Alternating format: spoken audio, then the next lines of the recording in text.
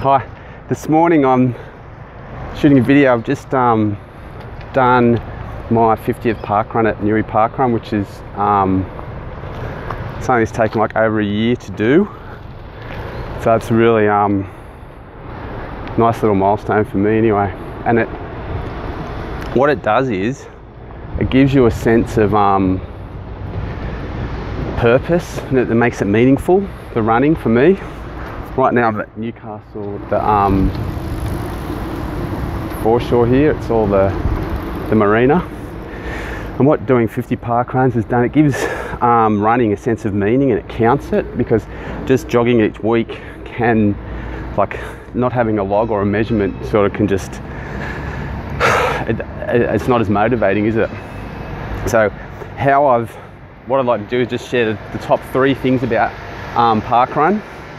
And just quickly, I just wanted to say the 3 things for me are that it's free, so it's totally accessible to everyone, regardless of cost, age, ability. Okay, we can all participate and take part in it, which is really profound for me. It's not an exclusive, it's not elitist, it's not doesn't cost $5,000 to buy the hang gliding equipment, or you don't have to be, you know, exceptionally strong to do it. You just have to turn up and do it week after week. Second best thing about parkrun is that it's on every week at the same time. So no matter where you are or what you're doing, you can find one, like in different cities, sort of around Australia, around the world, I guess. I'm just going to sit here for a while. The third good thing about parkrun is that it's a timed run, so you can actually document your progress, stay in touch with how you're actually getting along, getting by. And for me, that's about setting personal bests and setting times. So not that I'm obsessively measurement based, like I don't run with a watch or Strava or any sort of GPS stuff. I've sort of tried to keep it really raw and bare and just run on how you're feeling, like to push yourself if you're feeling able to, or if you're not able to, you don't. So that's been really, that's the third most important thing. But for me, more than anything, it's about letting go of an old story. And this is like the personal development life coaching angle.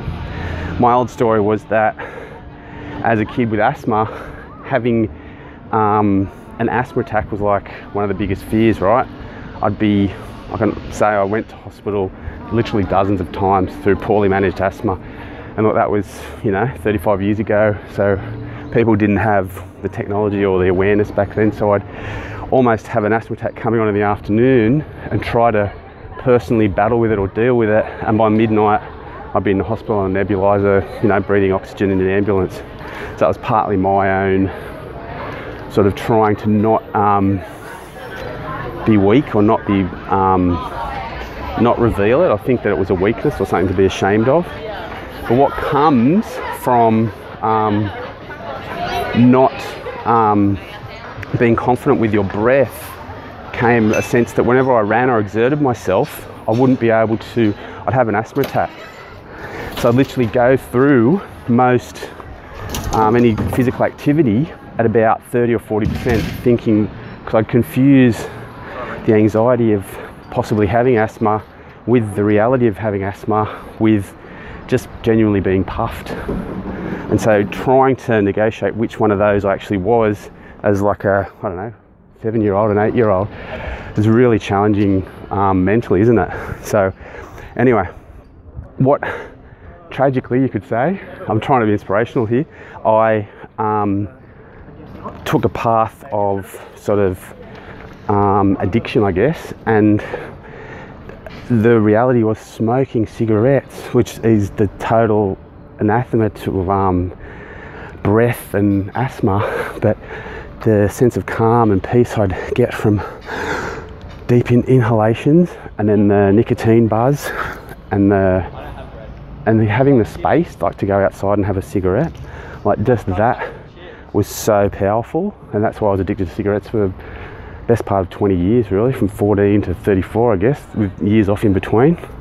So to finally quit cigarettes a few years ago, such a turning point for me to be able to run and know that I'm puffed, and it's actually genuinely puffed from exertion, right? It's not puffed from smoking or asthma, okay? And that's what I've only just been walking that tightrope and discovered that in the last 5 years, I guess, 3 years even. So that's been an amazing journey in itself of just self-discovery. But most importantly now is being able to run, for me, to run and feel the freedom of going, I can actually do this. And even though I'm an old man, you can still go, oh God, I finally can push myself to that limit, and then pull back, and then push myself again and pull back, and have that knife edge of going, wow, I'm exerting myself, I'm trying to do a personal best time, but doing it fearlessly and having the confidence to push myself physically. When I was so in my head, so dominated by thinking that intellectual things were somehow better or more than physical things. So I'd be always caught up in intellectual pursuits, thinking the source of everything was through the mind, when now at middle age I've come to realise that there's so much simple, raw joy to be found in the body. And that's not, well, of course sexuality is based in that as well, but this is just the physicality of your breath. And of course comes into that is the dynamism and the power of yoga, which is transformative for me. So having those elements all come together is what's really helped. But getting back to getting out of my story, so my story, I used to tell myself, was based around asthma and being sort of a sick child, okay? So it was, and then from the sick child I would read more, so I naturally read more. So from reading more you become well read, so you sort of become intelligent by default, or you become well read, don't you? So, and over time that became my story. But it wasn't any natural flair, it was just hard work and commitment and reading books, like going to bed reading encyclopedia. That's what I really did, used to have asthma and go to bed on G and just read through G all the way, then do H all the way. I read through the 28 encyclopedia, World Book Encyclopedia 1982 edition, I don't know, 6 or 8 times by the time I was 12. I really did, just memorising stuff, which was remarkable because other kids weren't doing it. They were actually out learning to surf, or I don't know, doing physical stuff, and I was doing that, which was really helpful sort of academically. But yeah, so anyway, back to moving out of your story. The reality is, once you move out of your story, you have to create it. You can create a new story, okay? So the new story I've created for myself is that I'm an athlete, I'm a runner, okay? And to be honest, that was such a bit so much beyond me. It just wasn't me. It wasn't my story. So I've had to re-engage and reinvent that for myself and go, actually I'm an athlete, which means I go to bed early, which means I wake up early, which means I've changed my nutrition, I've changed my focus, I buy athlete's clothes, right? I think like an athlete, and it's not pretentious or presumptuous or fake or anything. It's just the reality of going, if you want to be an Indian, or if you want to be a cowboy, buy cowboy boots, or it's adopt the behaviours and the mindset of that, of what the goal you're aiming for, and you start becoming it. And importantly, it's not about fake it until you make it. It's not, because you're not faking it, you're being it. You are an athlete, right? So what happened today with getting out of my story, in the micro event of the story, you're running 5 kilometers, right? That's what it is. It's 5 kilometer run every Saturday morning. So as you run, I used to tell myself, oh, this is the 3/4 mark. This is where I usually fade. This is where I usually collapse. And I'd respond that way and start physically manifesting that. And I'd flag, I'd tire, my breath would become ragged, I'd lose focus.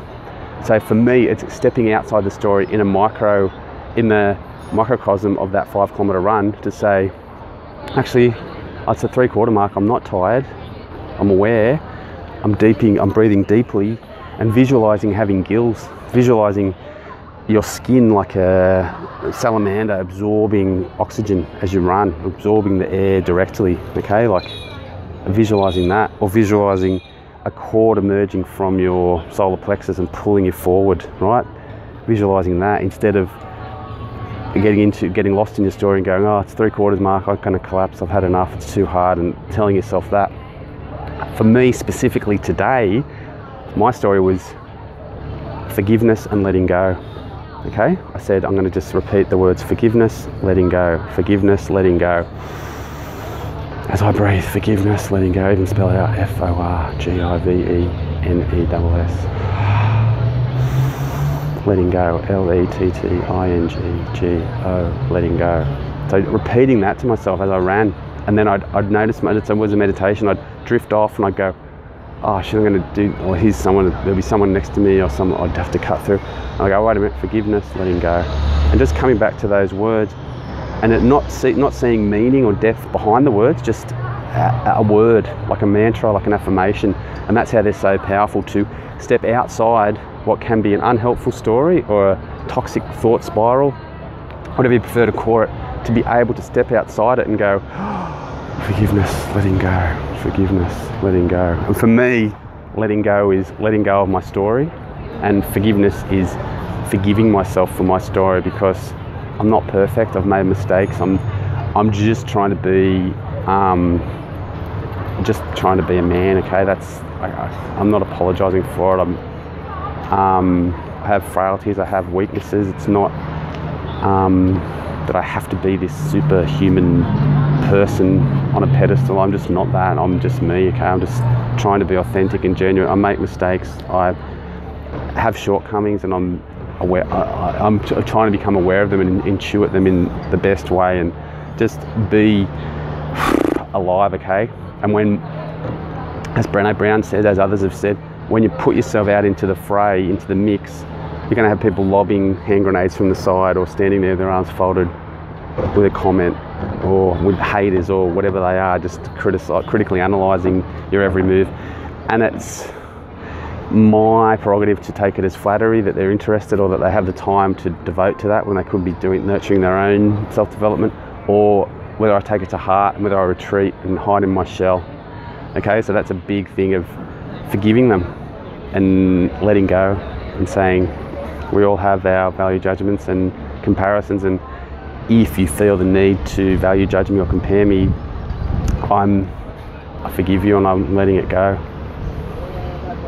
Yeah, so today, 50th parkrun. It's a magnificent day, beautiful day here down on the harbour. It's all about being sort of authentic and genuine, and forgiving yourself and letting go. So thanks for sharing with me. Leave a comment below, like and subscribe. I'm getting 234 subscribers at the moment, so I'm really stoked. So my name is Bren Murphy. You can read more at brenmurphy.net. Thanks a lot.